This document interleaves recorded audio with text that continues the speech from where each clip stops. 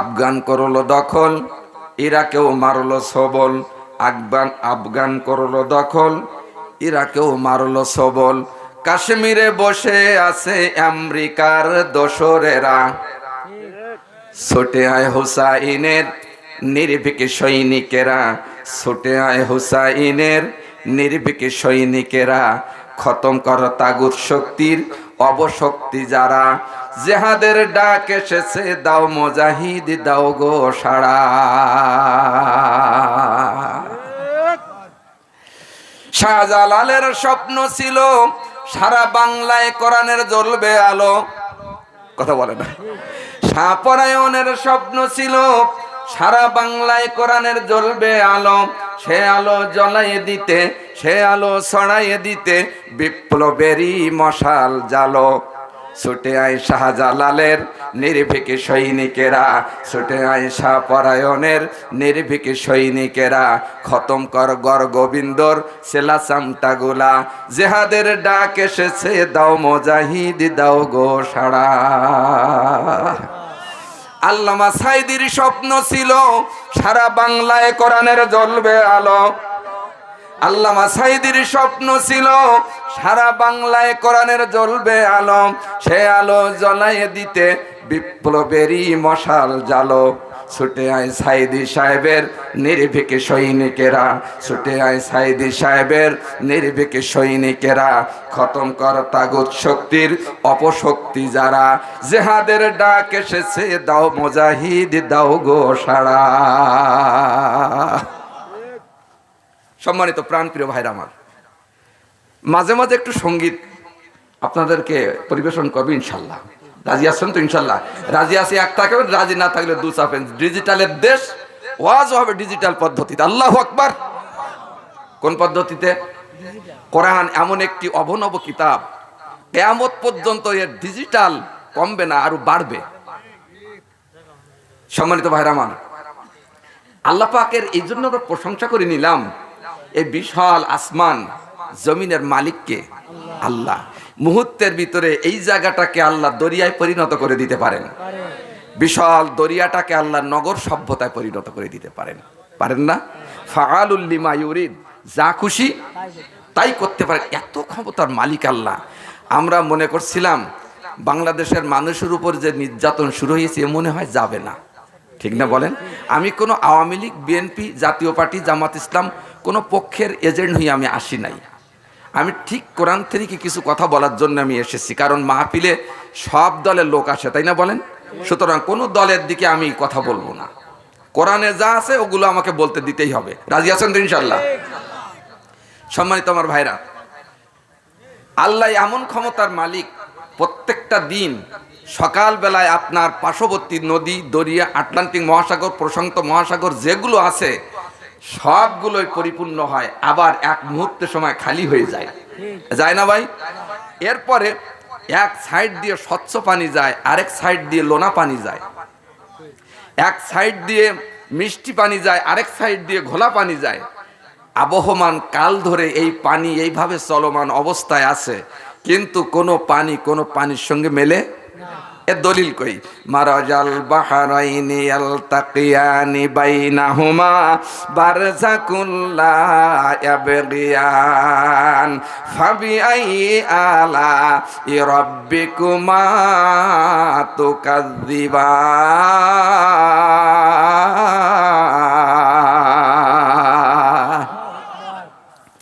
কার ভরসায় আসরে মন, কিসের করো আশা?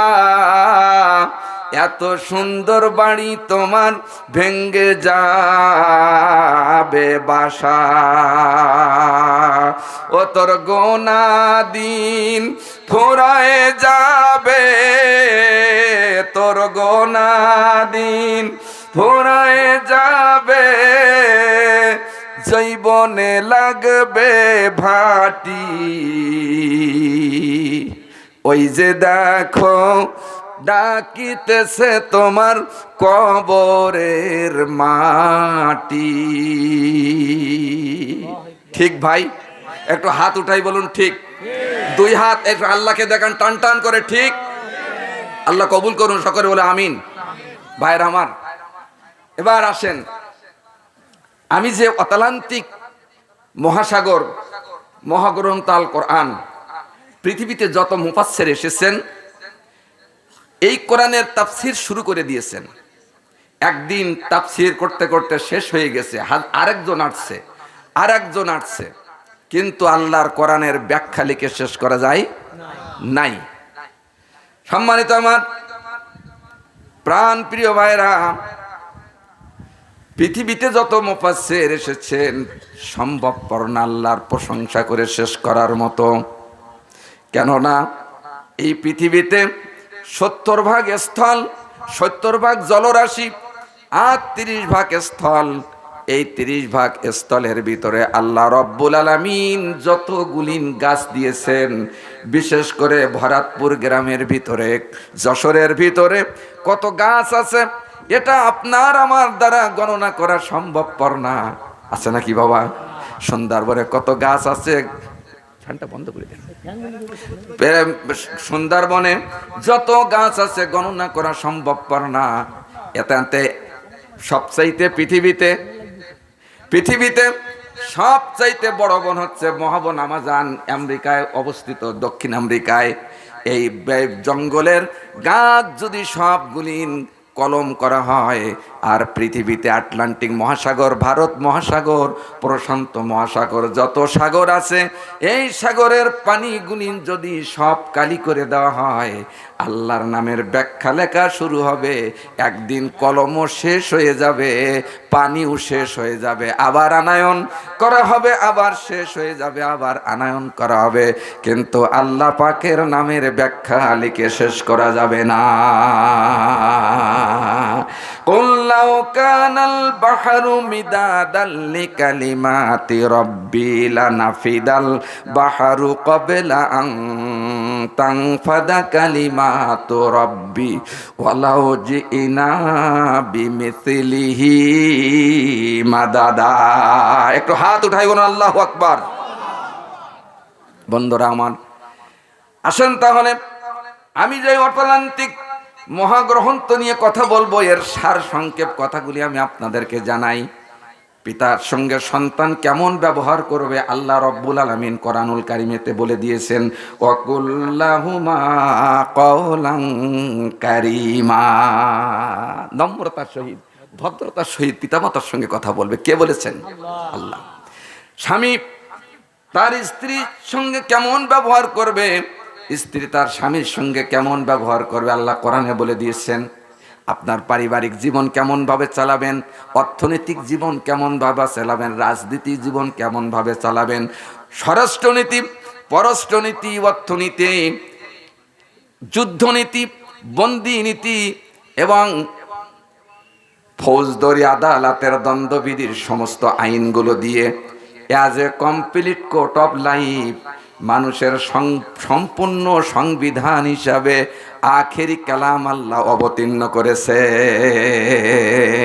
ওয়ানাজ্জালনা আলাইকাল কিতাবা তিবয়ানাল লিকুল্লি শাইইন ওয়া হুদাও ওয়া রাহমাতাও ওয়া বুশরা লিল মুসলিমিন।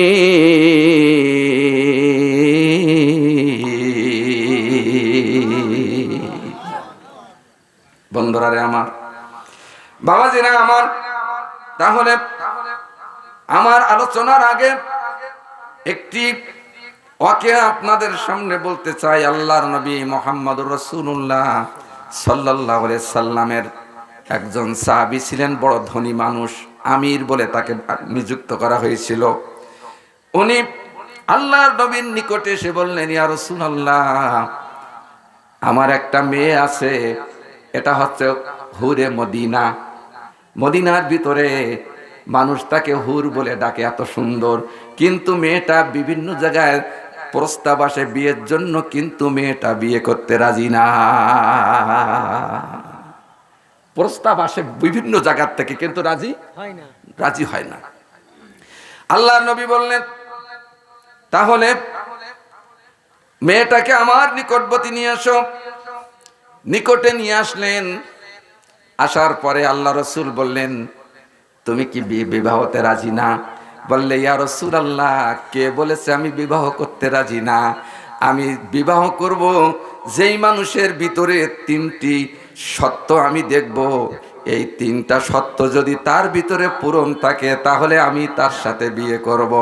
আমি গরিব দেখব না, কালো দেখব না, নেগড়া দেখব না, আমি কোনো কিছু দেখব না। তিনটা গুণ যার ভিতরে আছে আমি তার সঙ্গে বিবাহ করব। আল্লাহর নবী জানাবে মুহাম্মদুর রাসূলুল্লাহ সাল্লাল্লাহু আলাইহি ওয়াসাল্লাম সাহাবীদেরকে বললেন, সাহাবীরা সকলকে এই ঘোষণাটা জানিয়ে দিন। নির্ধারিত একটি সময়ে আল্লাহর নবী সাহাবীদেরকে নিয়ে বলতেছেন, এই তিনটা গুণ তোমাদের ভিতরে আছে, যার ভিতরে আছে সে লাব্বাইক বলে উঠে দাঁড়াবে। আমার ভাইরা, রাসূলুল্লাহ সাল্লাল্লাহু আলাইহি ওয়াসাল্লাম বললেন, বড় হুরে মাদিনা, তোমার প্রথম নম্বর কি গুণের প্রয়োজন? বললেন, ইয়া রাসূলুল্লাহ, প্রথম নম্বর গুণ হলো তাকে সারা বছর এই ইসলামে যে কটা রোজা রাখা আল্লাহ নিষেধ করেছেন এটা বাদ দিয়ে সারা বছর তাকে রোজা থাকতে হবে। এক নম্বর গুণ কি? সারা বছর রোজা থাকতে হবে। আর দুই নম্বরে হলো দিন রাত 24 ঘন্টা নামাজ আদায় করতে হবে। এমন ক্যান্ডিডেট যদি পাওয়া যায় তাহলে আমি তার সাথে বিয়ে করতে রাজি আছি। আল্লাহর নবী বললেন, তোমার 3 নম্বর সত্য কি? বললেন, ইয়া রাসূলুল্লাহ, 3 নম্বর সত্য হলো দিনে আর রাতের ভিতরে 1 খতম কোরআন শরীফ তেলাওয়াত করতে হবে। হাফেজ সাহেব যারা আছেন আপনারা বলেন, 1 খতম কোরআন শরীফ তেলাওয়াত করা যা সাহেব ব্যাপার, কখন তেলাওয়াত করবে আর কখন নামাজ পড়বে আর কখন রোজা রাখবে, এটা তো কঠিন ব্যাপার কি সহজ? আপনারা বলেন, কঠিন ব্যাপার, তাই না ভাই? এই 3টি গুণ আল্লাহর নবী বললেন। এই সাহাবীর ভিতরে কারোর ভিতরে এই 3টি গুণ আছে নাকি? একজন দাঁড়িয়ে বললেন, ইয়া রাসূলুল্লাহ, এই 3টা গুণ আমার ভিতরে আছে। জোরে কি সুবহানাল্লাহ বলা যাবে না? আল্লাহর নবী জনাবে মুহাম্মদুর রাসূলুল্লাহ সাল্লাল্লাহু আলাইহি ওয়াসাল্লাম, কথা না বলি, ডোন্ট মাইন্ড। আল্লাহর নবী সাহাবীদেরকে লক্ষ্য করলেন। জবাব যখন একজনের থেকে এসেছেন, সমস্ত সাহাবীরা তার দিকে লক্ষ্য করেছেন। এ তো কোন ধরনের মানুষ, এটা তো সম্ভবপর না। মেয়েটা বলতেছেন, ইয়া রাসূলুল্লাহ, এই যুবকটা আমাকে বিয়ে করার জন্য এরকম কথা বলেছেন, আসলে এই গুণ তো পাওয়ার কথা না। আল্লাহর নবী বললেন, হুরে মদিনা, তুমি শোনো, আমার সাহাবীরা কোনোদিন মিথ্যা কথা বলে না, মিথ্যা কথা বলে না। সুতরাং তোমার চিন্তা করার কারণ নাই। এই পর্যন্ত আলোচনা থাক। আমার আলোচনার আমি তাফসীর আলোচনা শুরু করে দেই। এর জবাব ইনশাল্লাহ আমি দেব আপনাদেরকে, ইনশাল্লাহ আমি দেব। আমি কোনো মাহফিলে আমার রেকর্ড নাই যে ওয়াজ রাইকে বাড়ি গেছে, সারা পথ মানুষ অসন্তুষ্ট হয়ে যায়, তাই না? এই 3টা প্রশ্ন আসলে খুব কঠিন। দেখা যাক কি প্রশ্ন আসে। আমি এরপরে আপনাদের নিয়ে আমি একটু আজকের এই তাফসীরুল কোরআন মাহফিলে একটু হক আদায় করার দরকার আছে না? নাই আছে না?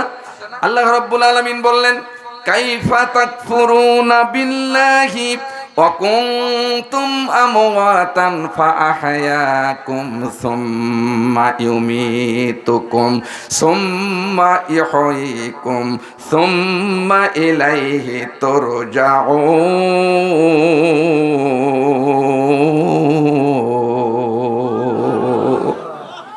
কোথা হতে আগমন, কোথায় যেতে হবে, কি কারণে কে আনিল জানা নেই ভবে। কোথা হতে আগমন, আমরা কোথা হতে এসেছি, কোথায় আমাদেরকে যেতে হবে, কি কারণে কে আনিল জানা নেই ভবে। কেন আল্লাহ এই পৃথিবীতে আমাদেরকে নিয়ে আসলেন, আমরা এই চিন্তা কোনোদিন করি না ভাই, তাই না? এই আলোচনাটা আমার ইউটিউবিতে 3 ঘন্টাই আছে। কয় ঘন্টা? 3 ঘন্টাই আছে। কিন্তু আমি এই 3 ঘন্টা আলোচনা করলে তো রাত তখন 2টা বাজবে, আপনারা থাকবেন না অতদিন। আর আমি ওই বক্তা না, কোথার এক বক্তা ছিল, সে নাকি ওই ওয়াজ করতো চোখ বুঝে, চোখ চাই দেখে যে মাইকালা ছাড়া কেউ নাই। হুজুর দোয়া করতেছে, আল্লাহ তোমার নেক হায়াত দান করুক, আল্লাহ ইমানি তারা কি দেখ আল্লাহ তোমার পরিবারে রহম করুক। বলতে হুজুর সব বাদ দেন, মাইক ছাড়বেন না ছাড়িয়ে দেবো? আমার মাইক না থাকলে আমি থাকতাম না। সুতরাং আমি ওয়াজ করি চাইছি, আমি চোখ বুঝে ওয়াজ করার লোক না। আপনারা উঠবেন তো মনোজাত করে দেবো। আর আপনাদের অঞ্চলে যখন দাওয়াত দেন মানুষের, প্রথম ভাজি দেন, তাই না ভাই? তারপরে কি দেন? না মাছ, তারপরে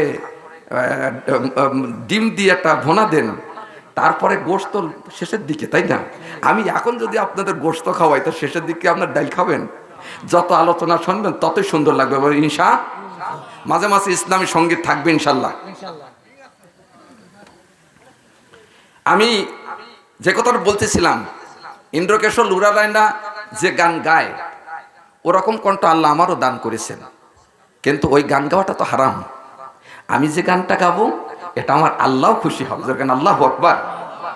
এর আগে এখান থেকে কয় বছর আগে দেখছেন আমার যুবকেরা একটা গান গাওয়া ধরলো, কি আজি প্রতি রাতি জেগে থাকি তোমার আশায়। এই যে গান যুবকেরা গাইলো, এই গানের ভিতরে নেকি আছে না গোনা আছে? আল্লাহ সব খবর রাখেন না? ইন্নামা আমালু বিন্নিয়াত, বুখারী, সহিহ বুখারীর 1 নম্বর হাদিস। সমস্ত নিয়ত হচ্ছে আমল, সমস্ত আমল হচ্ছে নিয়তের উপর নির্ভরশীল। কিন্তু আজকে নিয়ত করেন বেলালী ভাইয়ের সঙ্গে আজকে একটু গান গাইব, আল্লাহ রব্বুল আলামিন বড় খুশি হয়ে যাবেন। পড়েন, আজি প্রতি রাতি জেগে থাকি নেকির আশায়। কিসের আশায়?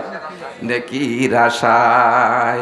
তুমি নেকি দেবে তাই প্রভু তোমারই গান গাই, ঘুম আসে না দুই চোখে নেকির আশায়, আজি প্রতি রাতি জেগে থাকি কোরআন শোনার আশায়। কি আল্লাহ খুশি হবে না? বলেন বন্ধুরারে আমার। আসেন তাহলে, আমি যে আলোচনা শুরু করেছি, কোথা হতে আগমন, কোথায় যেতে হবে, কি কারণে কে আনিল জানা নেই ভবে। যত মানুষ এখানে বসেছেন, একটি মানুষ উঠবেন না, কিয়ামতের ময়দানে কোরআন আপনার বিপক্ষে সাক্ষী দেবে। কারণ এখানে শুরু হচ্ছে ধারাবাহিক তাফসীর, গল্প কাহিনী হবে না, ধারাবাহিক তাফসীর হবে। তারপর আপনাদের যে গোশত, ওটা লাস্টে, সেটা আমি জোগাড় করে রাখছি ইনশাল্লাহ, গাট্টি ভরে নিয়ে আসছি। বলেন ইনশা। সম্মানিত আমার ভাইয়েরা, কোথা হতে আগমন, কোথায় যেতে হবে, কি কারণে কে আনিল জানা নেই ভবে। এই কথার উপরে আজকের আলোচনা প্রথম থেকে শুরু এবং শেষ এই আয়াতের উপরে শেষ হবে। আমার আল্লাহ কথা বলার মতন তৌফিক দান করুন। জোরে জোরে একবার বলুন আমিন।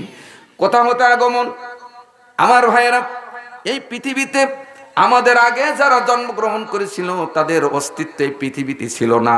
ছিল নাকি বাবা? আমাদের এখান থেকে 100 বছর আগে আমাদের নাম নিশানা এই পৃথিবীতে ছিল না। এখান থেকে পরবর্তীতে 100 বছর পরে যারা জন্মগ্রহণ করবেন তাদের নাম নিশানা এই পৃথিবীতে নাই।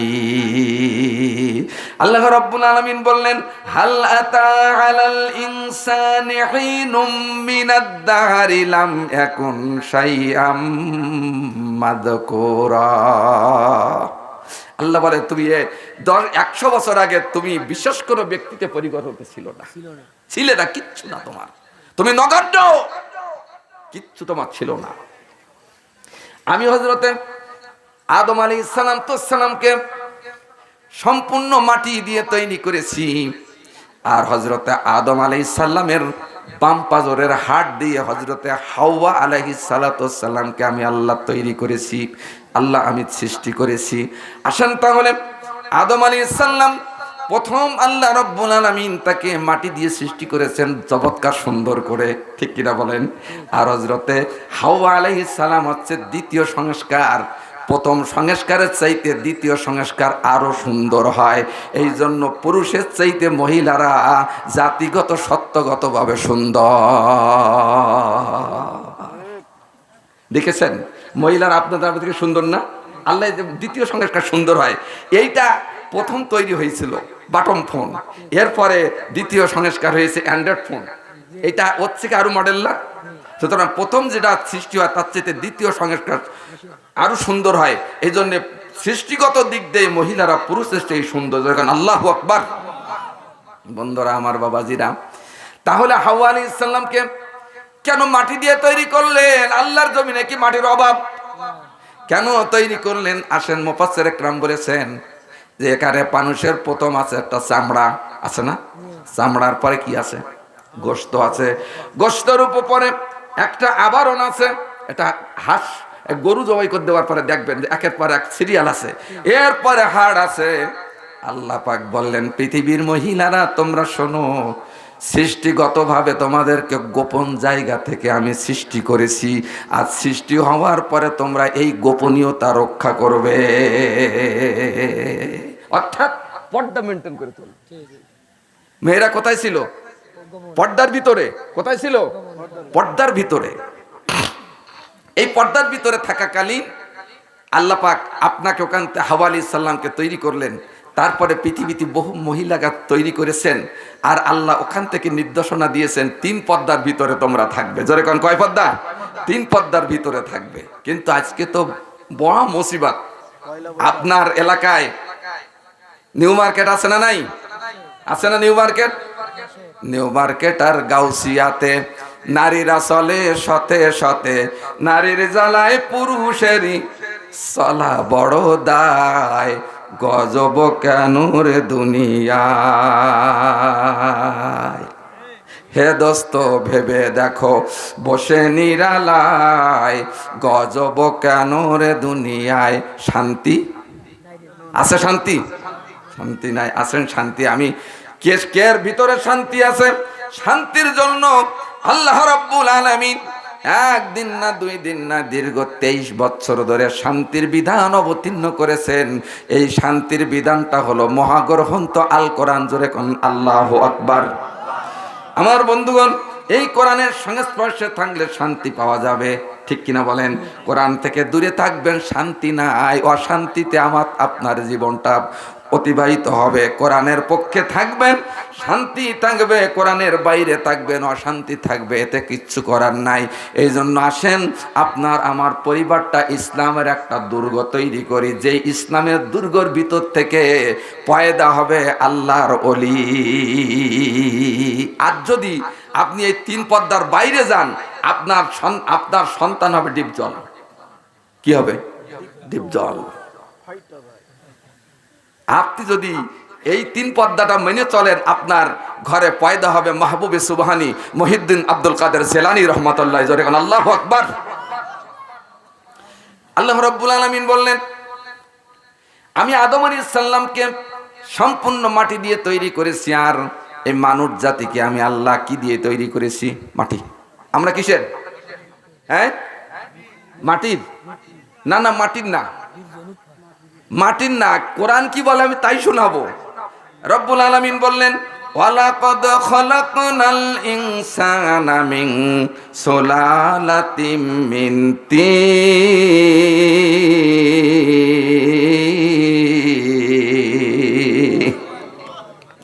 আল্লাহ রব্বুল আলামিন বললেন, আমি মানুষদেরকে মাটির নির্যাস দিয়ে তৈরি করেছি। হযরত আদম আলাইহিস সালামকে সম্পূর্ণ মাটি দিয়ে সৃষ্টি করেছি, আর পৃথিবীতে যত মানুষ এসেছেন সমস্ত মানুষদেরকে আমি আল্লাহ মাটির নির্যাস দিয়ে তৈরি করেছি। এখন আপনাদের প্রশ্ন থাকতে পারে, বেলালী ভাই, মাটির নির্যাস আবার কি? আল্লাহ রাব্বুল আলামিন এই পৃথিবীটা সুন্দর করে সাজাইয়েছেন। 30 ভাগ স্থল দিয়েছেন, 70 ভাগ জলরাশি দিয়েছেন, এর ভিতরে আল্লাহ মাছ দিয়েছেন, ঠিক কিনা বলেন? এর ভিতরে মাছ দিয়েছেন। দুনিয়ার ভিতরে আমার আল্লাহ খাদ্য গ্রহণ করার জন্য গোশত দিয়েছেন, ধান দিয়েছেন, শস্য সম্পদ দিয়ে, ফলমূল দিয়ে আমার আল্লাহ গোটা পৃথিবীটা সুন্দর করে সাজিয়েছেন। এই খাদ্য গ্রহণ করার পরে মানুষের শরীরের ভিতরে 4টা জিনিস তৈরি হয়। পিছন দিক থেকে কয়টা ভাই? একটু হাত উঠাই বলেন, কয়টা?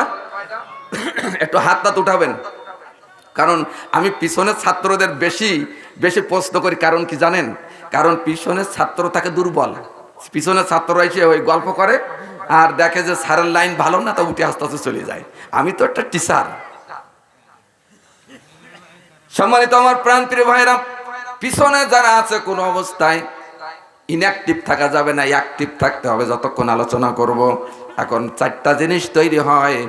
1 নম্বর হলো রক্ত তৈরি হয়, 2 নম্বরে হচ্ছে রস তৈরি হয়, 3 নম্বরে মল তৈরি হয়, 4 নম্বরে মূত্র তৈরি হয়।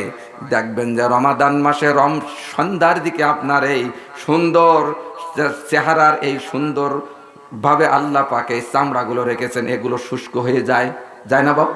কারণ শরীরের ভিতরে রস থাকে না।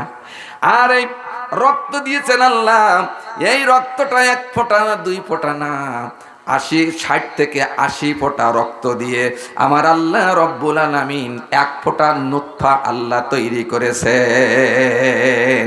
এই 1 ফোঁটা নুতফা তৈরি করার পরে আল্লাহ রব্বুল আলামিন বললেন যে মানুষদেরকে এই নুতফা দিয়ে তৈরি করার পরে ইয়াখরুজু মিন বাইনি সুলবি ওয়াত তারাইব, মানুষ তার পিতা মাতার মিলনের মধ্য দিয়ে আমি আল্লাহ রব্বুল আলামিন তার মায়ের রেহেমের ভিতরে 1 ফোঁটা নুতফা আমি পৌঁছে দিয়েছি। সুম্মা জাআলনাহু নুতফাতান ফি করারিম মাকিন,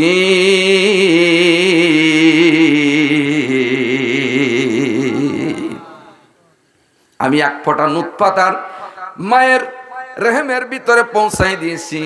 পৌঁছাই দেওয়ার পরে ওই নুতফাটা 40 দিন নুতফা আকারে ছিল, বীর্য আকারে ছিল। ওখান থেকে 40 দিন পরে আমি আল্লাহ রব্বুল আলামিন 1 ফোঁটা রক্ত তৈরি করেছি। ওখান থেকে 40 দিন পরে আমি আল্লাহ 1 টুকরা গোশত তৈরি করেছি। সুম্মা খলাকনান নুতফাতা আলাকাতান ফাখলাকনাল আলাকাতা মুদগাতান ফাখলাকনাল মুদগাতা ইযআমা ফাকাসাউনাল ইযআমা লাহামা সুম্মা আনশানাহু খলকান আখর ফাতাবারাকাল্লাহু আহসানুল খালিকিন।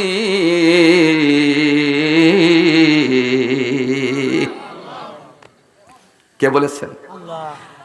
40 দিন পরে 1 ফোঁটা নুতফা থেকে রক্ত তৈরি হয়, 40 দিন পরে গোশত তৈরি হয়। তারপরে ওখান থেকে আল্লাহ রব্বুল আলামিন 206খানা হাড় তৈরি করেছেন। একটু দেখেন মোনামোর দেহ গড়ি সন্ধান করি কোন মিস্ত্রি গড়াইয়েছে। আগের গানের ভিতরে জ্ঞান ছিল, তাই না বাবা? মোনামোর দেহ গড়ি সন্ধান করি কোন মিস্ত্রি গড়াইয়েছে। কি সুন্দর করে গড়াইয়েছে, লক্ষ্য করে দেখেন। লাকাদ খালাকনাল ইনসানা ফি আহসানি তাকওয়িম,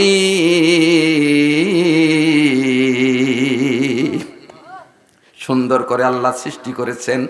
আপনি একটু আয়নার ধারে আপনার চেহারার দিকে লক্ষ্য করে দেখেন, আল্লাহ রাব্বুল আলামিন কত সুন্দর করে আল্লাহ সৃষ্টি করেছেন, তৈরি করেছেন। আসেন এবার মায়ের গর্ভের ভিতরে যখন 1 ফোঁটা গোশত হয়ে গেল, হাড় তৈরি হয়ে গেল, আল্লাহ রব্বুল আলামিন একজন ফেরেশতাকে নির্দেশ দেবেন, যাও মায়ের রেহেমের ভিতরে পৌঁছে যাও, ওই হাড়ের ভিতরে এই গোশতটা প্রস্তুত করে সুন্দর করে একটি গঠন, মানুষের গঠন তৈরি করো, পুতুল তৈরি করো। এই মানুষের গঠন তৈরি করার পরে আল্লাহ রব্বুল আলামিন বললেন, ফেরেশতা এর ভিতরে তুমি জীবন দিয়ে দাও। কি দিয়ে দাও? এর ভিতরে জীবন দিয়ে দাও। হুয়াল্লাযী ইউসাউবিরুকুম ফিল আরহামি কাইফা ইয়াশাউ লা ইলাহা ইল্লা হুয়াল আজিজুল হাকীম।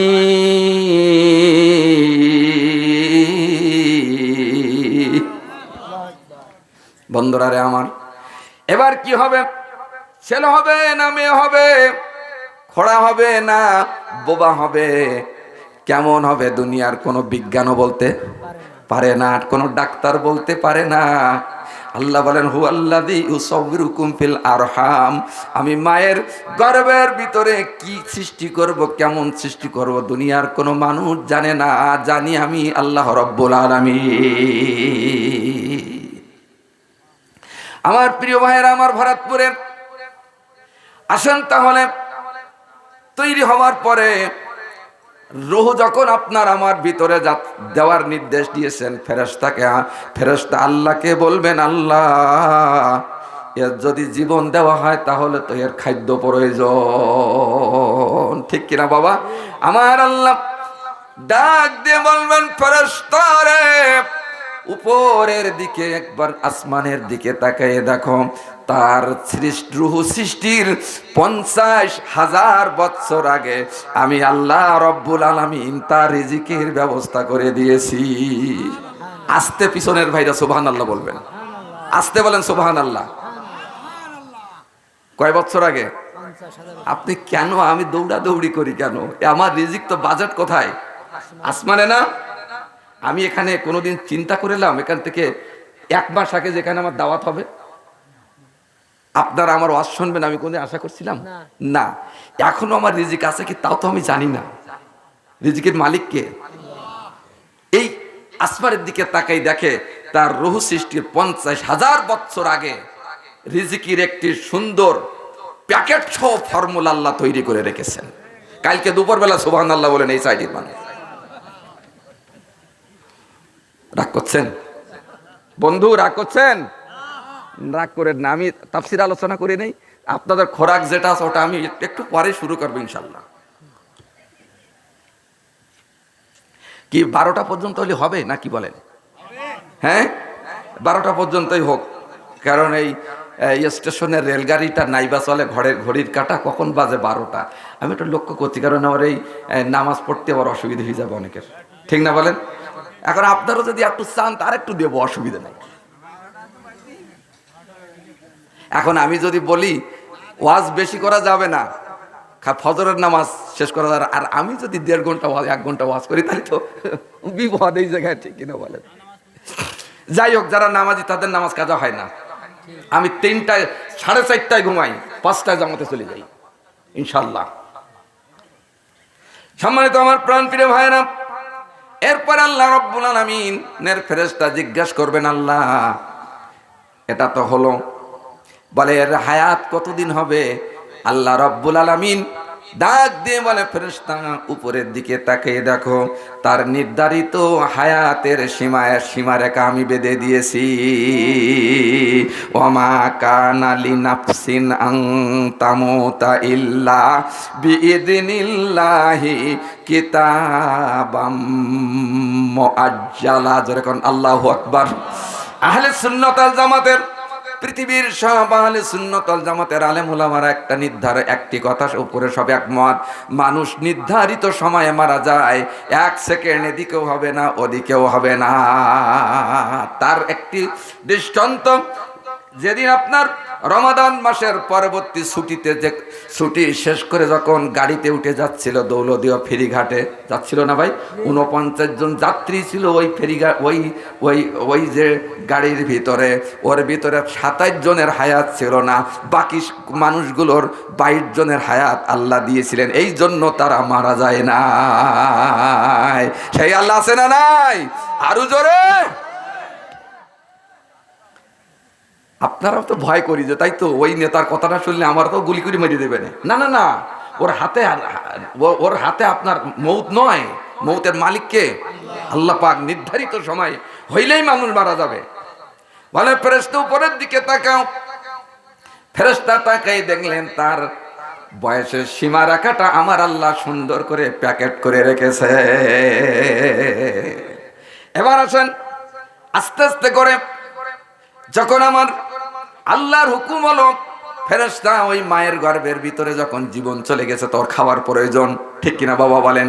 এই মায়ের গর্ভের খাওয়ার প্রয়োজন। আল্লাহ রাব্বুল আলামিন মায়ের নাড়ির সঙ্গে আপনার নাড়িকে আল্লাহ সংযুক্ত করে দিয়েছেন। এই সংযুক্ত করে দেওয়ার পরে মা যা খাদ্য গ্রহণ করেছেন তার কিছু অংশ, যতটুকু প্রয়োজন অতটুকু অংশ ওই সন্তানের আল্লাহ খাওয়ার জন্য উপযুক্ত করেছে, ঠিক না আব্বা? বেশি খাইলে তো ও এখন অসুস্থ হবে, ওখানে ডাক্তার দেওয়ার সুযোগ নাই, আছে নাকি? আমার আল্লাহ বলেন, বান্দা কেউ ওখানে ছিল না, ওই জায়গায় ছিলাম আমি আল্লাহ। আল্লাহু আকবার। আমার আল্লাহর কুদরতি তুমি তিলে তিলে বড় হয়ে গেছো। বড় হয়ে যাওয়ার পরে যখন দুনিয়া এসেছো, যখন শক্তি হয়েছে, সমাপ্ত হয়েছে, তোমার চেহারার দিকে তুমি তাকিয়ে দেখো আমি আল্লাহ রব্বুল আলামিন কত সুন্দর করে তৈরি করেছি। আল্লাহ রাব্বুল আলামিন বললেন, আলাম নাজআলিল আরদা মিহাদা ওয়াল জিবালা আওতাদা ওয়া খালাকনাকুম আজওয়াজা। জোরে কোন আল্লাহু আকবার।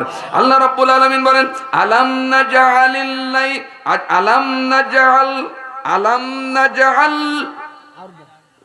আলাম নাজআল লাহু আইনাইনি ওয়া লিসানা ওয়া শাফাতাইন।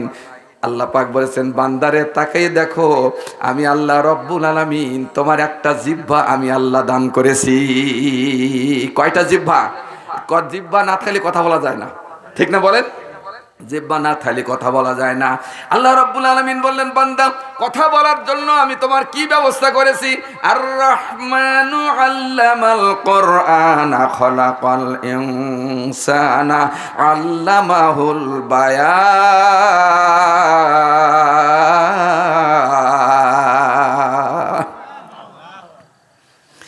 এত আশা ভালোবাসা সবই যে মিশে, কোন দিন জানো আয়সা পড়ে, কোন দিন জানো আয়সা পড়ে আজরাইল হাতের চিঠি। ঠিক না আব্বা? ওই যে দেখো ডাকিতেছে তোমার কবরের মাটি। প্রত্যেকটা দিন সময় চলে যায়, কবরের মাটি আপনার আমার হাতছানি দেয়। মৃত্যুর আধা ঘন্টা আগেও সে বলতে পারে না আমি মারা যাব, ঠিক না বাপ? বলতে পারে না, কারণ ওই যে বাস ডুবে মারা গেছে। আমি দেখছি অনেকে ফোন করছে, মা আমি বাড়িতে আসতেছি। আহা, জানতো না সে 10 মিনিট 5 মিনিট আগেও জানতো না যে আমার মৃত্যু এখন হবে। ভাইয়ের আমার, বাবাজিরা আমার, আসেন তাহলে এই জিহ্বা আল্লাহ দান করলেন গান গাওয়ার জন্য, আল্লাহ দান করে নাই নেতার নামে স্লোগান দেওয়ার জন্য, আল্লাহ দান করে নাই। দান করেছেন কেন দেখেন, আর রহমানু আল্লামাল কোরআন খলাকাল ইনসানা আল্লামাহুল বায়ান।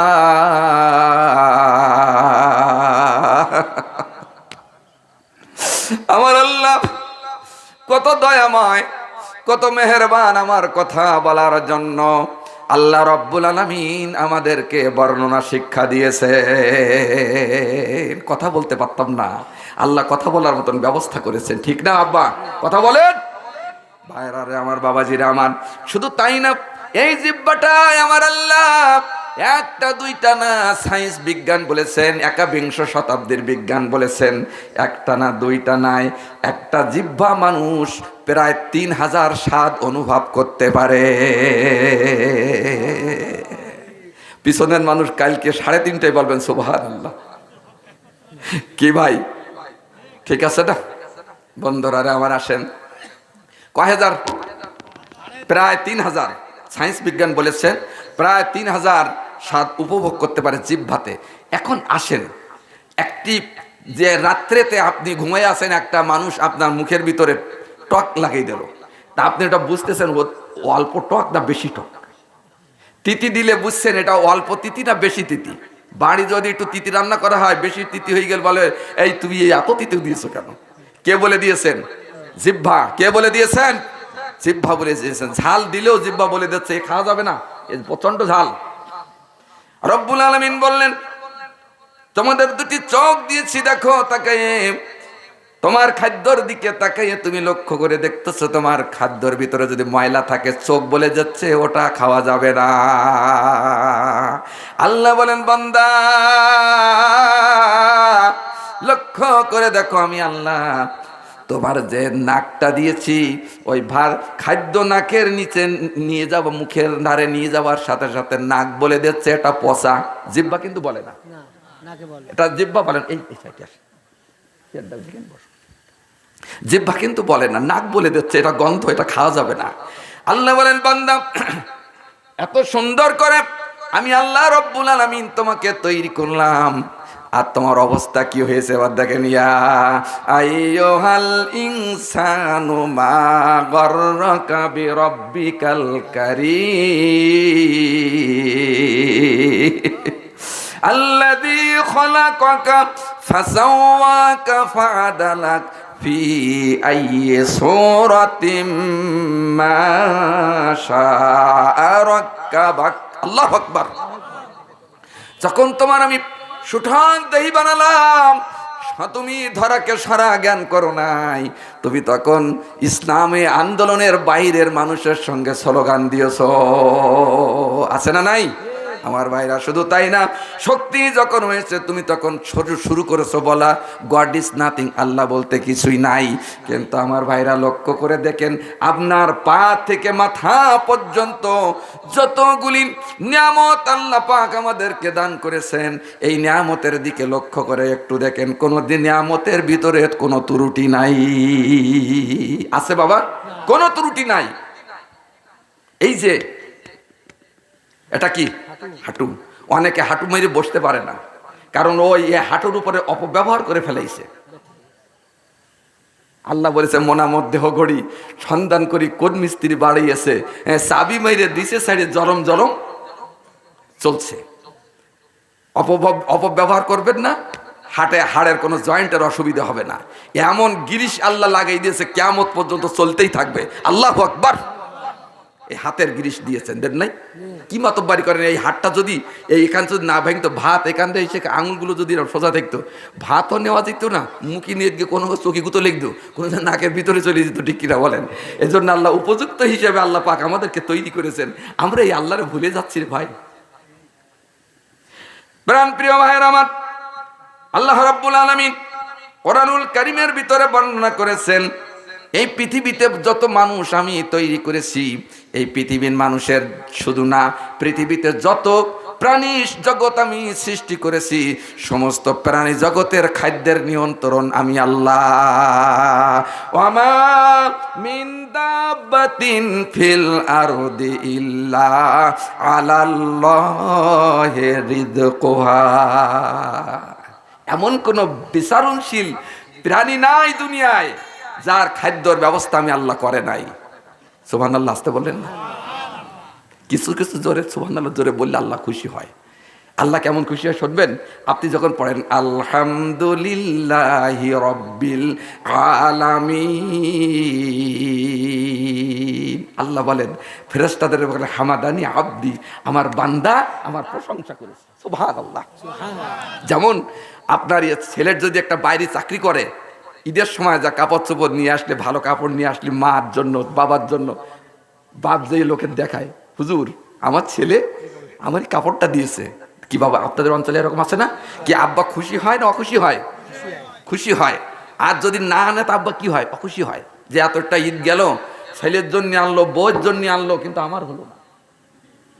আল্লাহ বলে তাহলে এই ব্যক্তির ছেলে যদি এনে দেয় তা ইনি প্রশংসা করবেন ছেলের, ঠিক না? তা আল্লাহর যখন বান্দা যখন আল্লাহর প্রশংসা করে, আল্লাহ বলে হামাদানি আব্দি, আমার আল্লাহ এত খুশি হয়ে যায়, বলে যে ফেরেশতারা আমার বান্দা আমার প্রশংসা করেছে। আস্তে আস্তে আস্তে সুবহানাল্লাহ। কারণ তো সেই 5 সালের আগে তো জোরে সুবহানাল্লাহ বললে, আলহামদুলিল্লাহ বলে বিপদ ছিল, চারিদিকে পুলিশ দাঁড়িয়ে থাকতো, গুলি করে কুইন্ডের মারে, তার ঠিক নাই। এখন তোর ওই বিপদ আর নাই। সুবহানাল্লাহ, দুশ্মনী নেই তো বাবা কারুর। আমরা বেশি বেশি আল্লাহর আরশ পর্যন্ত পৌঁছে যাবে। লোক যাই হোক না কেন, অন্তর থেকে যদি আল্লাহকে ডাকে, আল্লাহ, আল্লাহর আরশ পর্যন্ত পৌঁছে যায়। এটা অন্তর দিয়ে ডাকার কথা।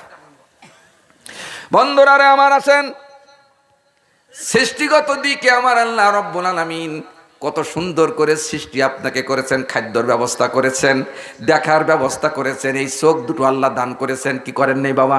এই চোখ দুটো যখন নষ্ট হয়ে যায়, এই চোখ দুটো লাগাতে প্রায় 1 লাখ টাকা লাগে। ভালো ভালো লেস বসাই 1 লাখ টাকা লাগে। আল্লাহ রে, তুমি আপনি আমি কোনো লেস বসানোর জন্য টাকা দেয় নাই, দিয়েছি? দেয় নাই। আমার আল্লাহ বড় দয়া করে এত সুন্দর চোখ দিয়েছেন, এই চোখ দিয়ে গোটা সৌন্দর্যের দিকে আমরা তাকাই। আল্লাহ রব্বুল আলামিন এই পৃথিবীটা কত সুন্দর করে তৈরি করেছে। এবার আসেন, কোথায় যেতে হবে? একটা পয়েন্ট শেষ করে দিলাম, কারণ আমার এদিকে টাইম তো কম, এই জন্য আমি শর্টে পড়ে আমি 3টা পয়েন্ট শেষ করার নিয়ত করছি। ইনশাল্লাহ আপনারা থাকবেন তো? ইনশাল্লাহ ইনশাল্লাহ বন্ধুরা রে আমার, আসেন তাহলে। দ্বিতীয় নম্বর হলো কোথায় যেতে হবে। সেই কোথায় যেতে হবে এই কথাটা যদি আমরা মানি, আমরা কোথায় ছিলাম, কেউ ছিল না, সেখানে কে ছিলেন? তারপরে দুনিয়ায় এসেছি, শক্তি হয়েছে, সমাপ্ত হয়েছে, আল্লাহরে ভুলে গেছি। এরপরে কোথায় যেতে হবে? এমন একটা কবর দেশে যেতে হবে যেই কবরের ভিতরে গেলে পৃথিবীর কোনো মানুষ সঙ্গের সাথী থাকে না। সেখানে কে থাকেন? আল্লাহ থাকেন। বন্ধু আসেন তাহলে, ওমা কানা লিনাফসিন আন তামুতা ইল্লা বিইذনিল্লাহি কিতাবাম মুআজ্জালা। নির্ধারিত সময়ে আপনি আমি মারা যাব। পিছন ভাইদের কাছে আমার একটা প্রশ্ন হলো, পৃথিবীতে এমন একটি দেশ আছে যেই দেশে একজন করে রাজ্য ক্ষমতা আসনে বসেন, ক্ষমতা শেষ হওয়ার পরে তাকে ওই দেশে আর দ্বিতীয়বার থাকতে দেওয়া হয় না, তাকে দ্বীপান্তরে রেখে আসা হয়। কোথায়? দ্বীপান্তরে রেখে আসা হয়। যেই দ্বীপান্তরে পৃথিবীর কোনো মানুষ নাই, কোনো আত্মীয় স্বজন নাই। ওই দ্বীপান্তরে আছে খালি গাছপালা আর হচ্ছে বাঘ আর ভাল্লুক, সাপ, এই দিয়ে দ্বীপান্তর ভরা। এবার ওই দেশের পদ্ধতি হলো একবার ক্ষমতায় আসার পরে দ্বিতীয়বার আর তাকে সুযোগ দেওয়া হয় না। দেখেন আমাদের আমেরিকা একটি বিশাল দেশ, এই দেশের রাষ্ট্রীয় সংবিধানের লিখিত আইন অনুযায়ী 2বারের বেশি কেউ ক্ষমতায় থাকতে পারবে না, কিন্তু আমাদের সংবিধানে মরণের আগ পর্যন্ত। ঠিক কিনা বলেন? আমাদের সংবিধানও পরিবর্তন করার দরকার আছে না নাই?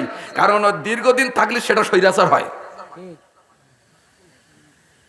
দেখবেন দীর্ঘদিন ক্ষমতা থাকলেই সে ধরাকে সরাগান করে না, সে এমনি স্বৈরাচার হয়ে যায়।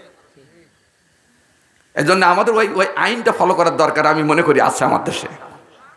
আসেন তাহলে, ওই দেশের সর্বশেষ রাজা যিনি হলেন, হওয়ার পরে জিজ্ঞাসা করলেন, হে আমার মন্ত্রী পরিষদেরা, হে আমার বিচার বিভাগীয় মানুষেরা, আমার এই ক্ষমতা শেষ হওয়ার পরে তো আমাকে দ্বীপান্তরে রেখে আসবে, আমার কিছু অর্ডার তোমরা ফলো করো। বলে কি অর্ডার ফলো করব? বলে এক্ষুনি তোমরা বালি নাও, সিমেন্ট নাও, লোকজন নাও, অস্ত্র শস্ত্র নাও, ওই দ্বীপান্তরে চলে যাও। যেই দ্বীপান্তরে আমার আগে যিনি ছিল তাকে রাখা হয়েছিল, ওই দ্বীপান্তরে চলে যাও।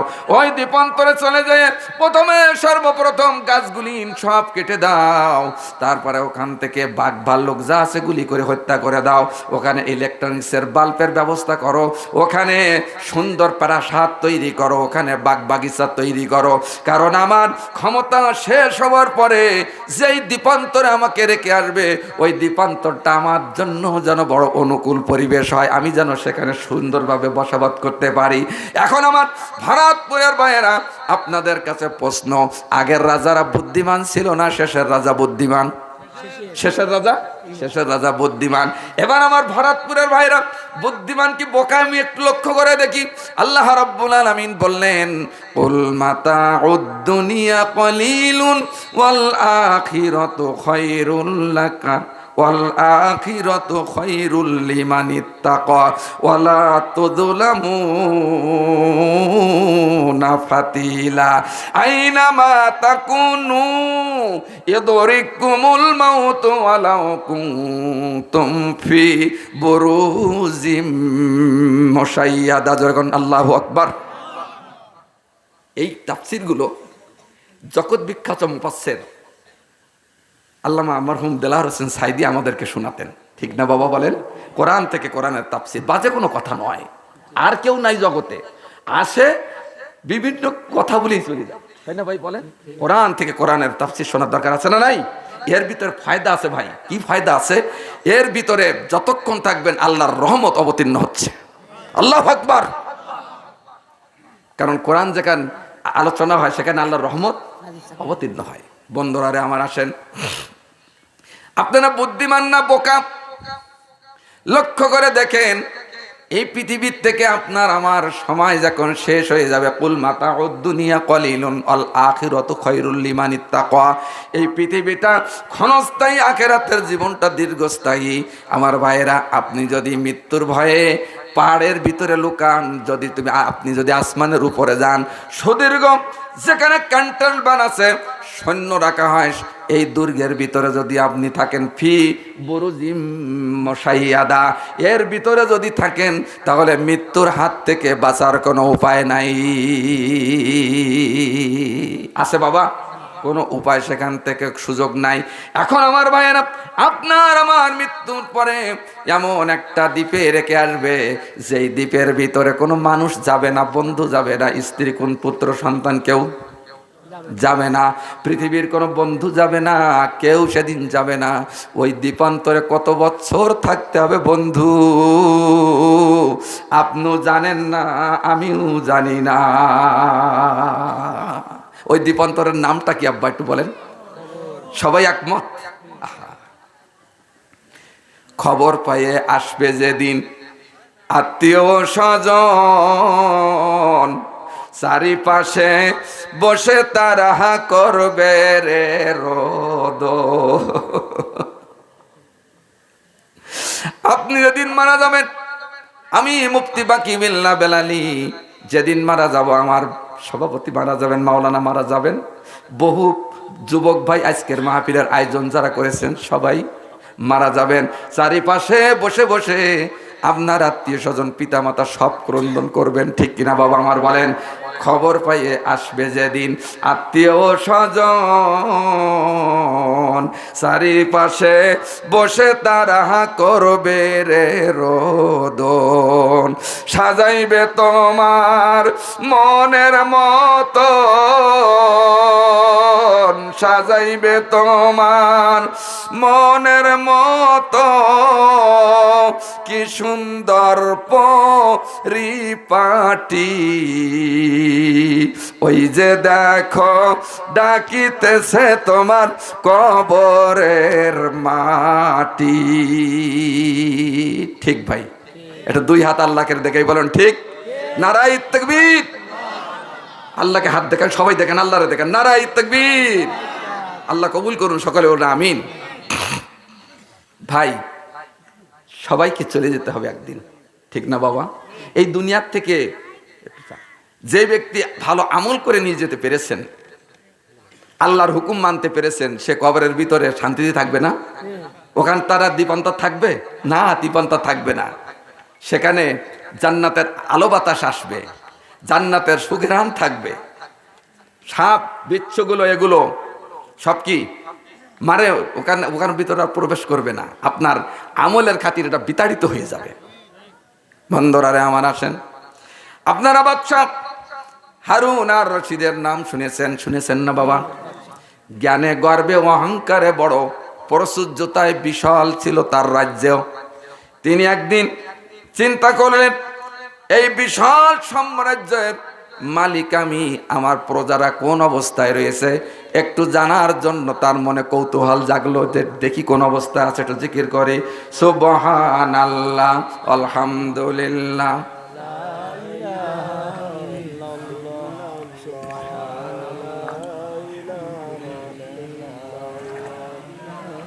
লা ইলাহা ইল্লাল্লাহু মুহাম্মাদুর রাসূলুল্লাহ। আমার যখন ফোরাবে দিন, আসবে গহীন রাতি, থেকো আল্লাহ এ জীবনে হয়ে চির সাথী, আসবে গহীন রাতি। ঠিক না বাবা? একটা গহীন রাত আমাদের চলে আসবে। বন্ধুরারে আমার, তার মন্ত্রীদের ডাকলেন, কর্মপ্রসাদ ব্যক্তিবর্গকে ডাকলেন, ডাকার পরে বললেন, আমি একটা রৌনকপূর্ণ যাত্রা শুরু করেন। যেই যাত্রাটা হবে বড় চমৎকার, রৌনকপূর্ণ। সামনে থাকবে হস্তি বাহিনী, পিছনে থাকবে অশ্ব বাহিনী, তারপরে থাকবে তীরন্দাজ বাহিনী, তারপরে থাকবে বিজেপি বাহিনী, তারপরে থাকবে পদাতিক বাহিনী। বিরাট একটি বাহিনীর সমন্বয়ে আমার যাত্রাটা হবে। আমার যাত্রাকালেতে যেন আমার সমস্ত প্রজাটা আমাকে দেখতে পায়, এমন একটা সুন্দর ব্যবস্থাপনা দিয়ে যাত্রা শুরু হবে। আমার ভাইয়েরা, এখান থেকে দেখবেন 10 বছর 20 বছর আগে, 20 বছর 25 বছর আগে যখন আমাদের প্রধানমন্ত্রী ছিলেন, তখন ওনারা যখন এই অঞ্চলে আসতেন, মানুষগুলো তাদের দেখার জন্য চলে যেতেন। কিন্তু এখন আর ওই দেখার জন্য মানুষ যায় না। ইউটিভি বা ফেসবুকে সব সময় দেখা যাচ্ছে তারেক রহমানের, ঠিক কিনা, শেখ হাসিনার, তারপরে জামাত ইসলামের নেতৃবৃন্দ, বিএনপির নেতৃবৃন্দ, আওয়ামী লীগেরও সবাই দেখা যাচ্ছে। আকাশ শোনার নাই। এখন আপনার আমার কাছে প্রশ্ন করলে, হুজুর এই মাহফিলে এখন লোক হয় না কেন? কারণ লোক হচ্ছে না, ইউটিভিতে দেখছে যে মুফতি বাকিবিল্লাহ বেলালী সাহেব আসছে, ওনার ওয়াস্ত ইউটিভিতে বাড়ি বাড়ি ঘুমিয়ে শুনি, আছে না নাই? এই জন্য মানুষের ধস নেমে গেছে। এমন একটি সময় ছিল মাহফিলে 10,000 15,000 পর্যন্ত লোক আমার মাহফিলে হতো, সেখানে আর নাই। যাই হোক আমার ভাইয়েরা, এভাবে করে যাত্রা শুরু করেছেন, সমনির্ধারিত সময়ে যাত্রা শুরু করেছেন, যাত্রা শুরু করে চলতেছেন। এখান থেকে 18 সালে দিকে শেষের দিকে আমার মল্লারহাট ব্রিজের ওখানে বিরাট মাহফিল, বিরাট বড় মাহফিল, আমি প্রধান আকর্ষণ হিসেবে যাচ্ছিলাম। আমার প্রাইভেট যখন ফকিরহাট পাস করার পরে আমার গাড়িটা থামানো হলো। দেখলাম যে সামনে বিজেপি বাহিনী, র্যাব, পুলিশ, বিশাল বাহিনী নিয়ে একটি যাত্রা শুরু করে চলে যাচ্ছেন তার গন্তব্যস্থানে। আমি জিজ্ঞাসা করলাম এই মহামান্য ব্যক্তিটাকে। উনি বললেন ইনি হচ্ছেন এই শেখ হেলাল। উনি বাসায় যাচ্ছেন, তাই সামনে এত এই যে সুন্দর ব্যবস্থাপনা দিয়ে পুলিশ আছে, র্যাব আছে, বিজেপি আছে, একটা বাহিনী নিয়ে যাচ্ছেন। এই বাচ্চা ঠিক ওইভাবে করে সমস্ত বাহিনী নিয়ে সামনের দিকে যাচ্ছেন। যেরকম আল্লাহু আকবার। রাস্তার ধারে ধারে মহিলারা দাঁড়িয়ে আছে, পুরুষেরা দাঁড়িয়ে আছে, যুবকেরা দাঁড়িয়ে আছে, যুবতীরা দাঁড়িয়ে আছে, ছোট ছোট বাচ্চারাও দাঁড়িয়ে আছে। সকলকে রাজার সঙ্গে হাত নাড়িয়ে বলে, বাদশাহ মারহাবা, বাদশাহ মারহাবা, আহলান সাহলান মারহাবা, ওয়েলকাম, স্বাগত, বিভিন্নভাবে যে যেভাবে বলতেছে সেভাবে জানাতে জানাতে বাদশাহ যখন কিছু দূর গেলেন, যাওয়ার পরে দেখলেন সরকারি একটা বিশাল গোরস্থান। যেমন আমার বাংলাদেশের সবচাইতে বড় সরকারি গোরস্থান ঢাকা বনানীতে আছে সরকারি গোরস্থান, সাতক্ষীরায় রসুলপুরে আছে, যশোরেও আছে বড় বড় গোরস্থান, সরকারি গোরস্থান আছে না নাই? এই গোরস্থানে আমার ভাইয়েরা সর্বস্তরের মানুষ কবর দেওয়া হয়। প্রধানমন্ত্রীর কবর দেওয়া হয়, মেয়র সাহেবের কবর দেওয়া হয়, মন্ত্রী সাহেবেরও কবর দেওয়া হয়, পীর সাহেবেরও কবর দেওয়া হয়। আমার ভাইয়েরা গরিব মানুষের কবর দেওয়া হয়, সর্বস্তর মানুষের কবর দেওয়া হয় সরকারি গোরস্থানের ভিতরে। এই অবস্থায় দেখলেন যে ওই গোরস্থানের একটা কর্নারে একটা যুবক বসা আছে। যুবকের সামনে অসংখ্য মাথাগুলি একত্রিত করা, মানুষের পুরাতন মাথাগুলি একত্রিত করা। ওই যুবকটা মাথাটা এমনভাবে দেখে, আর একটা এমনভাবে রাখে, আর একটা দেখে আবার রাখে। বাদশাহ এইটা জানার কৌতূহল হলো, গতি স্তব্ধ করে দিলেন। উনি নিচেই নেমে একা একা সামনের দিকে এগিয়ে যাচ্ছেন। যাওয়ার পরে দেখলেন যে যেই যুবকটা এইভাবে দেখতেছেন, রাখতেছেন, কার্যক্রমটা পাগলের মতো, কিন্তু চেহারাটা আল্লাহর অলির মতো। প্রেমের জ্বালা প্রেমিক বোঝে, আরো বোঝে প্রেমিকায়, আল্লাহর প্রেমের এত জ্বালা আরো বোঝে আউলিয়ায়। প্রেম যদি করো তোমরা, করো তোমার মাওলারে, মাওলার প্রেমের এত সুধা পাইবা মোরা জান্নাতে। জোরে কোন আমিন। ভাইরা আমার, আসেন আবার যুবকের নিকটবর্তী হয়েছেন। যুবক, তোমায় এ কোথার থেকে নিয়ে এসেছো, কেন নিয়ে এসেছো? বললেন যুবক এই। যুবক বললেন, বাদশাহ এই যে সরকারি গোরস্থানের ভিতরে রাজাদের কবর দেওয়া হয়, এমপিদের কবর দেওয়া হয়, মন্ত্রীর, স্বরাষ্ট্রমন্ত্রীর, পররাষ্ট্রমন্ত্রীর, সব মন্ত্রীর কবর হয়, সদাগরের কবর হয়, পীর সাহেবের কবর হয়, সাধারণ মানুষের কবর হয়। যখন একদিন, 2 দিন, 6 মাস, 1 বছর পর যখন কবরটা ভেঙে যায়, আমি কবরের নিকটবর্তী হয়ে দেখি মুন্ডু আর মেরুদণ্ড সবই হয়ে গেছে খণ্ড খণ্ড, পড়ে আছে মাটির উপর। ভাই, ভরাতপুরে কি এরকম অবস্থা হয়? পিছন দিকটা একটু ভাই কথা বলেন, এরকম অবস্থা হয়? মানুষ মারা যাওয়ার পরে হাড়টার কিচ্ছু নাই, মুন্ডু মেরুদণ্ড সব আলাদা হয়ে যায় না? এখন আপনাদের কাছে প্রশ্ন হলো, আমি যদি মারা যাই, 2 বছর পরে যদি কবর ভেঙে যায়, সভাপতি সাহেব মারা গেলে কবর ভেঙে গেলে, আপনার হুজুর মারা গেলে কবর যদি ভেঙে যায়, আপনারাও কেউ মারা গেলে কবর যদি ভেঙে যায়, দাড়ি থাকবে না, চুল থাকবে না, গোশত থাকবে না, সেনা যাবে নাকি? এটা মুফতি বাকি বিল্লাহ বেলালী সাহেবের মাথা, এটা সভাপতি সাহেবের মাথা, এটা হুজুরের মাথা, এটা অমুক ব্যক্তির মাথা, এটা কি চেনা যাবে? চেনা যাবে না। বাদশা বলতেছেন, যুবক তুমি এই দেখে দেখে কি নির্ণয় করেছো? বাদশা বললেন, যুবক বললেন, হুজুর এই গোরস্থানের সর্বস্তরের মানুষের কবর দেওয়া হয়, যখন কবর ভেঙে যায় তখন আমি মাথাটা নিয়ে আসে একত্রিত করে রাখি, আর সময় হলে মাঝে মাঝে আমি এটা দেখি। বলে, তুমি দেখে দেখে কি নির্ণয় করেছো? বলে, আমি দেখে দেখে নির্ণয় করেছি মরণের পরে সবার মাথার অবস্থাটা একরকম হয়ে যায়। ক্ষণিকের ওই জিন্দেগিতে বন্ধুরা করো না বড়াই, 2 দিন পরে যাবি রে তুই আপন ঠিকানায়, 2 দিন পরে যাবি রে তুই আপন ঠিকানায়। আব্বা গেছে, মা গেছে, আর তো ফিরে আসলো না, 2 দিন পরে যাবি রে তুই আপন ঠিকানায়, 2 দিন পরে যাবি রে তুই আপন ঠিকানায়। ঠিক না বাবা? বাবাজিরা আমার, বন্ধুরা আমার, বাদশা দেখলেন ওই যুবকের হাতে একটা লাঠি। বলে, যুবক তুমি এই লাঠি দিয়ে কি করো? বলে, আমি এই কবর যখন মানুষের দেওয়া হয় আমি মাপতে থাকি, রাজার জন্য কতটা জায়গা নির্ধারণ করা হয়েছে, আর ফকিরের জন্য কতটা জায়গা, মন্ত্রীর জন্য কতটা জায়গা, ধনী লোকের জন্য কতটা জায়গা নির্ধারণ করা হয়েছে, এইটা আমি লক্ষ্য করে দেখি। আমার ভারতপুরের প্রাণ প্রিয় বন্ধুগণ, আমি আপনাদের কাছে একটি প্রশ্ন করব, এই অঞ্চলে যার সবচেয়ে বেশি টাকা পয়সা আছে তার কবরের দৈর্ঘ্য প্রস্থটা কি আপনারা একটু বড় করেন? কি করেন? গরিব মানুষ, টাকা নেই, পয়সা নেই, কিচ্ছু নাই, ভিক্ষে করে খায়, জায়গা জমি কিচ্ছু নাই, তার কবরটার দৈর্ঘ্য প্রস্থ ছোট হয় না বড় হয়? একই হয়? সবাই একমত? আলহামদুলিল্লাহ।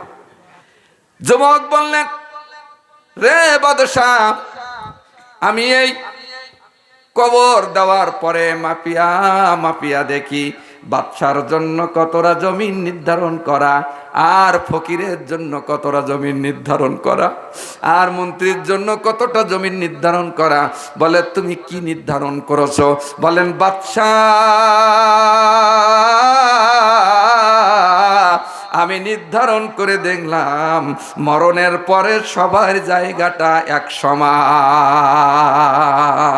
আল্লাহর জায়গা, আল্লাহর জমিন, ঘর বাদিয়া আমরা রই, এই ঘরের মালিক তো আমরা নই। আল্লাহর জায়গা, আল্লাহর জমিন, ঘর বাদিয়া আমরা রই, এই ঘরের মালিক তো আমরা নই। লিল্লাহি মুলকুস সামাওয়াতি ওয়াল মা ফিল আরদ, এই ঘরের প্রকৃত মালিক জোরে একবার বলুন কে? প্রকৃত মালিক আল্লাহ। রে ভাই, কয়দিনের জন্য এসেছি এই পৃথিবীতে? সমাজের ভিতরে, রাষ্ট্রের ভিতরে, এলাকার ভিতরে এমন অর্থশালী ক্ষমতাশালী মানুষ বেঁচে ছিল যাদের নামে কথা বলার সুযোগ ছিল না, ঠিক না বলেন? ছিল না। কিন্তু তারা মারা যাওয়ার পরে ওই কবরে কুত্তায় পেশাব করে। কথা বলা তো কুত্তায় পেশাব করে, গরুতে ঘাস খায়, কুকুরে পায়খানা করে। ওই শক্তি আর নাই যে হাত দিয়ে একটু সরাই দেওয়ার মতো। কিসের গৌরব, কিসের বাহাদুরি রে ভাই? থাকবে ভাই, থাকবে? এজন্য ওয়াজ বেশি শোনার দরকার হয় না ভাই, অল্প ওয়াজ শুনে যদি আমল করা যায় ভাই, এটাই আপনার আমার জন্য মঙ্গল হয়, ঠিক না বাবা? সম্মানিত আমার প্রাণ প্রিয় ভাইরা আমার, ওই তিনটা প্রশ্ন উত্তর দেবেন। আচ্ছা আচ্ছা আচ্ছা, আমি তো আলোচনা শুরু করেছি। ঠিক আছে, লোক বসে ইনশাআল্লাহ। আমি তো আলোচনা শুরু করছি, 1 ঘন্টা তো আলোচনা।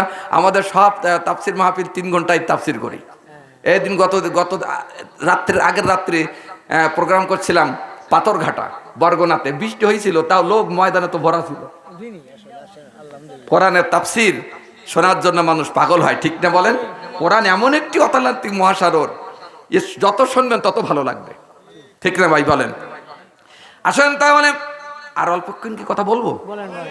বলবো। পিছন দিক থেকে হাত উঠাই বলেন ভাই, বলবো। আলহামদুলিল্লাহ। আর আমার মা বোনেরা কষ্ট পাচ্ছে, তাই তো বেলালি ভাই কখন ছেড়ে দেবে না, আমরা বাড়ি যাবো। আরে স্বামীটা আমি ভাত খাইনি, ভাত খাওয়াইতে খাওয়াই তো 3টে বাজবে না। যাক, বছরে একবার মাহফিল হয়। কয়বার মাহফিল হয় বাপ? এই এখানে একবার মাহফিল হয়। এই মাহফিলটা এত কষ্ট করে আমার এই যুবকেরা করেছেন, আপনারা সহযোগিতা করেছেন। যদি আপনাদের খোরাক না দেওয়া যায় তাহলে আগামী বছর ইচ্ছে করবে না মাহফিল করতে।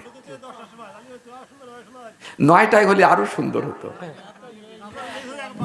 যাই হোক ভাই, আমি বলি সেটা, এই মাহফিলটা আওয়ামী লীগ, বিএনপি, জাতীয় পার্টি, জামাত ইসলাম যাই হোক, মাহফিল দেওয়ার ব্যাপারে কারোর দ্বিমত করলে হবে না।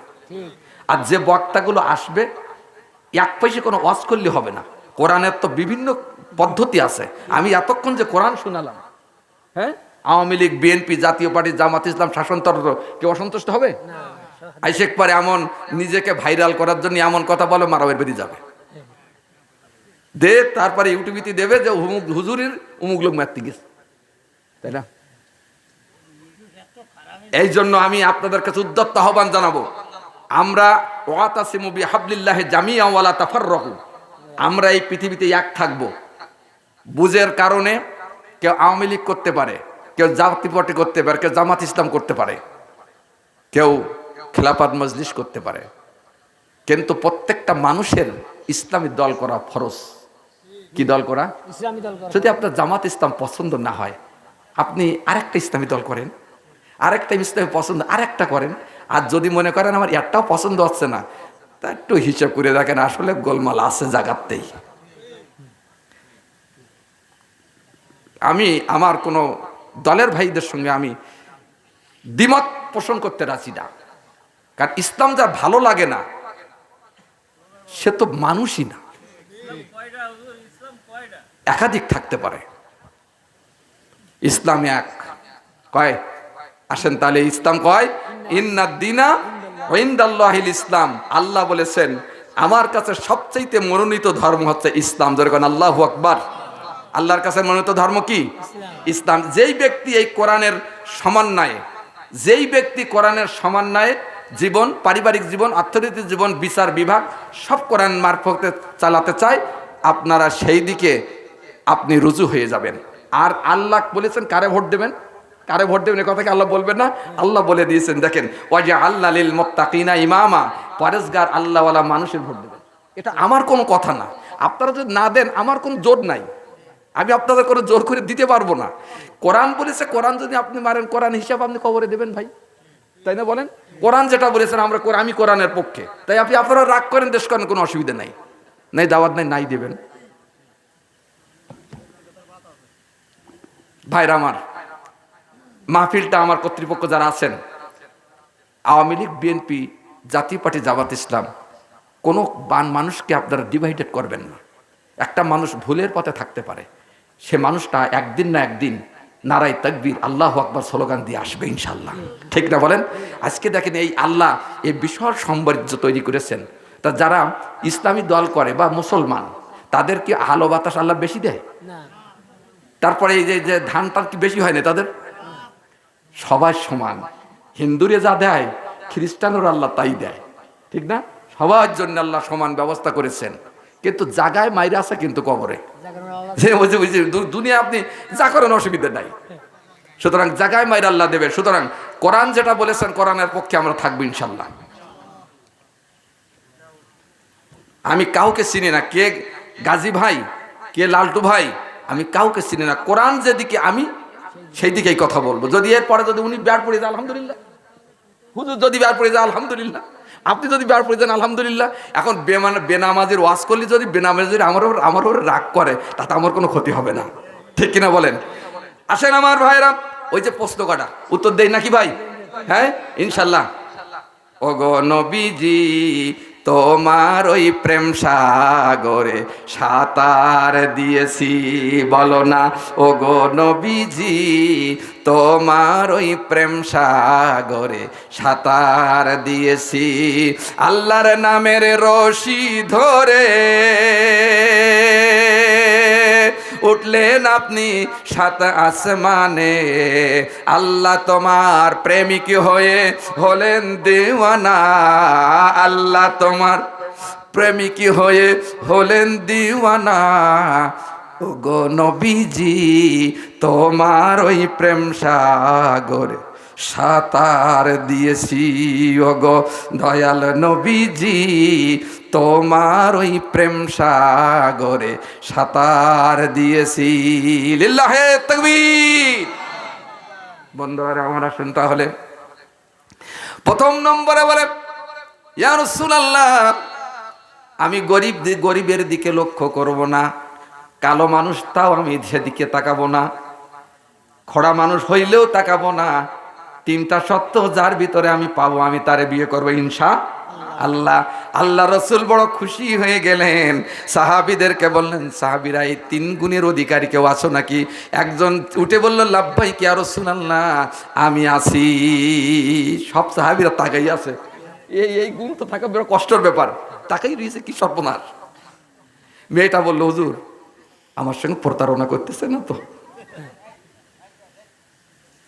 আল্লাহ রসুল বললেন, হরে মদিনা তোমার সঙ্গে কোনো প্রতারণা করে না, আমার সাহাবীরা প্রতারক নয়, আমার সাহাবীরা সব জান্নাতি। সুবহানাল্লাহ, কাল সকালে বলেন সুবহানাল্লাহ। যারা যে সাহাবীর অনুসরণ করবে সে সঠিক রাস্তা পাবে। এবার আসেন, হুজুর এই মানুষের যদি এই তিনটে গুণ থাকে ইনশাল্লাহ। আল্লাহর নবী উপস্থিত লোকদের সামনে যুবককে নিকটে ডাকলেন, হরে মদিনাকে নিকটে ডাকলেন। ডাকার পরে শরীয়তের বিধান অনুযায়ী আল্লাহ রসুল বিবাহ কার্য সুসম্পন্ন করলেন। সুসম্পন্ন করার পরে বললেন, এখানে মিষ্টি জাতীয় কোনো কিছু আছে নাকি? বললো, কিছু খেজুর আছে, বলে এগুলো বন্টন করে দাও। যেমন আমাদের এলাকায় বিয়ে শাদী হলে মিষ্টি বন্টন করে, এটা আজকের যুগ থেকে না 1500 বছর আগে আল্লাহ রসুল মুহাম্মদ সাল্লাল্লাহু আলাইহি সাল্লাম এই যে বিধান চালু করে গেছে। সুবহানাল্লাহ বলেন। বন্ধুরা রে আমার, বাবাজিরা আমার, আসেন তাহলে বিবাহ কার্য সম্পাদন হয়ে গেল। আল্লাহর নবী বললেন, যুবক তোমার স্ত্রী নিয়ে হুরে মদিনা নিয়ে তুমি বাড়ি যাও। হুরে মদিনাকে নিয়ে যখন বাড়ি গেলেন, হুরে মদিনা দেখলেন আকাশ দেখা যায় ঘরের ভিতর থেকে। কি দেখা যায়? আর বাপ তো ধনী লোক, আমির, বাপ ছিল আমির, ভীষণ ধনট্ট ব্যক্তি ছিলেন মদিনার। গে দেখে যে উপরের চাল নাই, বেড়াগুলো সব খেজুর পাতা দিয়ে, শোয়ারও জায়গা তেমন ভালো না।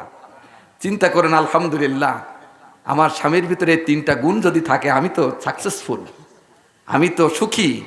কিন্তু আমার যুগে ওইটা চায় না। যদি দাড়িওয়ালা ছেলে দেখে তো একদল মেয়ে বলে, আব্বা তুমি ভ্যান চালিয়ে লোকের সঙ্গে বিয়ে দিও, তাই যে হুজুরের সঙ্গে আর বিয়ে দিও না। এ আছে না নাই? আছে না নাই? আরে কপাল পড়া রে মা, তুই এত কপাল পড়া হয়ে গেলি। এর ভিতরে যে কত মর্যাদা, কত মর্যাদা এর ভিতরে, ঠিক না ভাই বলেন? একটা দাড়ি ছাটা গোপে আটা গাজায় মারে দম, নামাজ নেই রোজা নাই। ইফতার করা যায়। এর এর সঙ্গে বিয়ে করলে ওর লক্ষ্য তাকে বাইরের দিকে। আপনার মুখে দাড়ি আছে, একটা পরপুরুষের মেয়ের দিকে তাকাবেন না, না না, আপনার দাড়ি বলে দেবে না, ওর তাকায় নিয়ে যাবেন, ওই মেয়েটাই বলবে যে এ তো হুজুর না, হ্যাঁ এ তো পাইকর, কি কথা বলবে না বলেন, চাওয়া যায় না। এতে আপনার সাপোর্ট করবে, লম্বা জামায় আপনার সাপোর্ট করবে। এই লম্বা জামা গায়ে দিয়ে কি গানে যাইতে পারবেন? মাথায় টুপি দে, কিন্তু এই মানে মাথায় টুপি নাই, শার্ট গায়ে, সে যেতে পারবে না। সে সব জায়গায় যেতে পারে, সব জায়গায় যাওয়া ছেলে পিলের বিয়ে করা ঠিক না। যে মানুষটা মসজিদে ঢোকে ওই মানুষটার বিয়ে করলে শান্তি পাওয়া যায়, জোরে করে আল্লাহু আকবার। এসে কিচ্ছু বলার দরকার নাই, বাড়িতে এসে বলে জামিলা তুমি ভালো আছো তো, আমি তোমার হয়তো ভালো খেতে দিতে পারি নাই, আমার অন্তর থেকে তুমি একটু ভালোবাসা পাওয়া, আলহামদুলিল্লাহ। এর চেয়ে চাওয়া কিছু আছে? আপনাকে গোশত ভাত খেতে দিল, কিন্তু রাত দুপুর বেলা এসে আপনার পিটায়, এতে কোনো সুখ নাই। হরে মদিনা দেখলেন যে আকাশ ভরা তারকা ঝলমাল করে, বলে আলহামদুলিল্লাহ। এবার এশার নামাজ আজান হয়ে গেল, নামাজ পড়তে চলে গেলেন স্বামী। নামাজ পড়ার পরে বাড়িতে আসলেন, আসার পরে খাদ্য গ্রহণ করলেন, করার পরে ঘুমাই পড়লেন। মেয়ে চিন্তা করেন, আরে আমি যা মনে করলাম তাই হয়েছে, ইবা সারা রাত ইবাদত করার কথা ছিল, তে তো ঘুমাই, এই সব বনাশ, আমার সব জীবন সব গেছে, হারে সত্য মানল না। সকালবেলা উঠে বলে স্ত্রী ভাত দিয়ে দাও, খাদ্য দিয়ে দাও, খেজুর দাও। খেজুর খাইলেন, সারাটি দিন ঘুরে ঘুরে বেড়াইলেন, কোথায় তেলাওয়াত, কোথায় নামাজ, কোথায় তার রোজা। সন্ধ্যা বেলায় আল্লাহর নবীর ধারে হাজির হয়ে বলেন, ইয়া রাসূলুল্লাহ, আমি বলছিলাম আপনার সাহাবী আমার সঙ্গে প্রতারণা করবে, ঠিক সেইটাই করেছে। আল্লাহর নবী বললেন, কি প্রতারণা করেছেন? বলেন হুজুর, আমাকে বাড়িতে নিয়ে যাওয়ার পরে মসজিদে আজান হয়ে গেল, আশহাদু আন্না মুহাম্মাদার রাসূলুল্লাহ,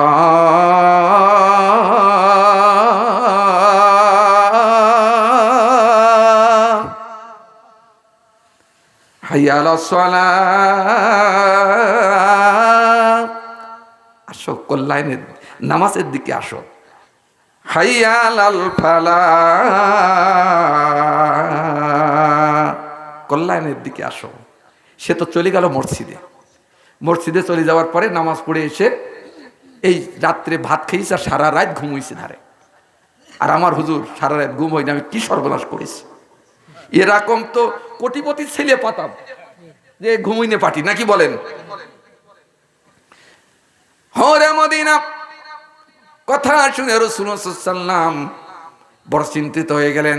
ওই সাহাবীকে ডাকলেন, সাহাবী এদিকে আসো।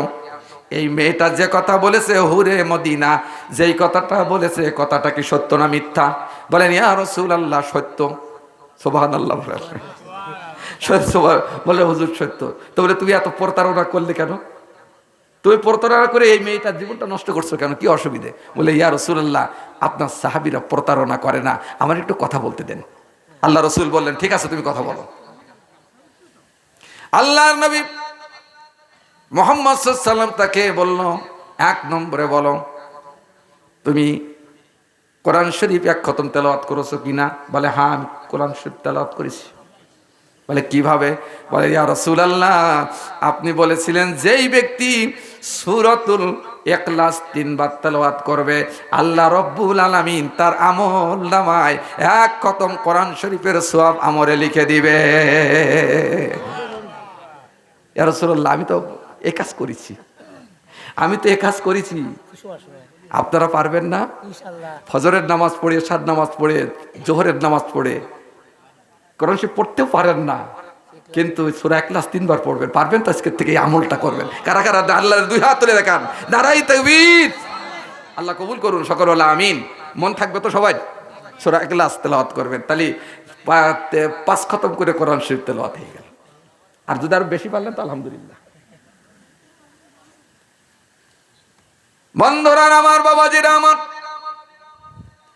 আল্লাহর নবী ওই সাহাবীর দেখে বললেন, তুমি সঠিক বলেছ। হোরে মদিনাকে বললেন, মদিনা, হোরে মদিনা, আমি তো এ কথাটা বলেছিলাম। সুবহানাল্লাহ। 2 নম্বরে হলো দিন রাত 24 ঘন্টা নফল নামাজ পড়তে হবে। তুমি কি পড়ছো? বলে হ্যাঁ। হুরে মদিনা বললে, হুজুর একক তো পড়িনি, 1 রাকাত তো পড়িনি। আমি সাক্ষী, আমি একক তো পড়িনি হুজুর। ও মিথ্যা কথা বলছে। আল্লাহর নবী সাহাবী বললেন, ইয়া রাসূলুল্লাহ, আপনি বলেছিলেন যে ব্যক্তি এশার নামাজ জামাতের সঙ্গে আদায় করবে আর ফজরের নামাজ জামাতের সঙ্গে আদায় করবে, দিন রাত নফল নামাজ পড়লে যত সওয়াব হয় ওই পরিমাণ সওয়াব আল্লাহ তাআলা আমল নামায় লিখে দেয়।